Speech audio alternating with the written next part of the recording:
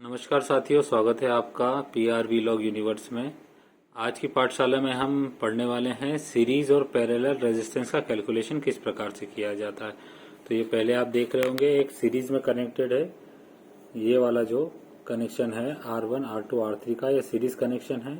इनकी मान लीजिए ये वैल्यू 100, 100 और ये 200 है। तो इसको इस तरह के फॉर्मूले से सॉल्व करेंगे। R is equal to R1 plus R2 plus R3। तो ये जब टोटल होगा इनका तो ये हो जाएगा 400 ओम। इस तरह से हम सीरीज रेजिस्टेंस जो होते हैं उनकी कैलकुलेशन करते हैं। ठीक है, इसमें जैसे रेजिस्टेंस बढ़ते जाएंगे उस प्रकार से ये प्लस होते जाएगा। जितने भी रेजिस्टेंस टोटल होंगे ये सीरीज कनेक्शन का है। अब आइए हम पैरेलल रेजिस्टेंस का देख लेते हैं। ये सर्किट डायग्राम जो आप देख रहे हो, यहाँ पे पैरेलल रेजिस्टेंस का है। ये R1 रजिस्टर, R2 और R3 लगा हुआ है। मान लीजिए इसकी वैल्यू 100 है, इसकी भी 100 है और इसकी 200 है। वैल्यू कुछ भी हो सकती है जो आपके सर्किट डायग्राम के अंदर दिया गया हो।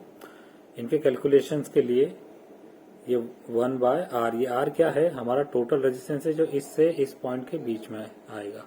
ठीक है, तो इसका फॉर्मूला कुछ इस प्रकार से बनता है, 1/R equal 1/R1 plus 1/R2 plus 1/R3।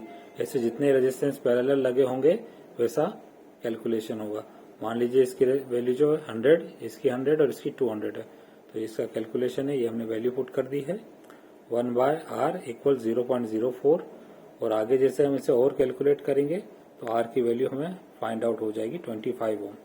तो अगर आपके पास मान लीजिए इस तरह के 3 रेजिस्टेंस है जिनकी वैल्यू आपको चाहिए, या सर्किट में 25 ओम का रेजिस्टेंस चाहिए, तो आप इस प्रकार से उनको पैरेलल कनेक्शन में ज्वाइन कर सकते हैं, ऐड कर सकते हैं। और अगर आपको 400 तक का चाहिए उसमें रेजिस्टेंस, तो आप उनको सीरीज में कनेक्ट कर सकते हैं। तो उम्मीद है आपकी आज की कैलकुलेशन, आज की पाठशाला में आपको समझ में आया होगा। कोई क्वेश्चंस या कोई क्वेरी होती हो, आपको किसी सर्किट के बारे में जानना हो, तो मुझे कमेंट में जरूर बताइएगा। धन्यवाद।